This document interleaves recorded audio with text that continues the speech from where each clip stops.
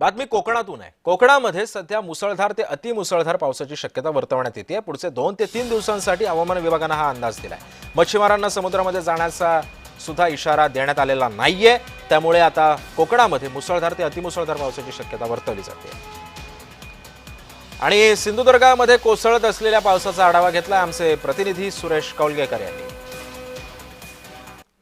सध्या सिंधुदुर्ग जिल्ह्यात बघितलं तर मोठ्या प्रमाणात पाऊस पडतोय आणि हा जो सातत्याने पडणारा पाऊस आहे त्याचा परिणाम आहे तो सध्या पाहायला मिळतोय। सध्या मुंबई गोवा महामार्गावर बघितलं तर वाहनांचा जो वेग आहे तो मंदावलेला आहे।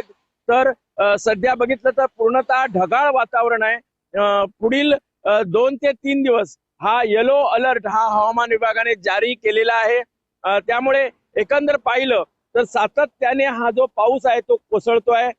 दुसरीकडे पाहिलं तर सध्या समुद्राला वादळी सदृश स्थिती ही पाहायला मिळते। मोठ्या प्रमाणात तुफान आहे, त्यामुळे मासेमारी आणि पर्यटन हे दोन्ही व्यवसाय ते सध्या ठप्प आहेत।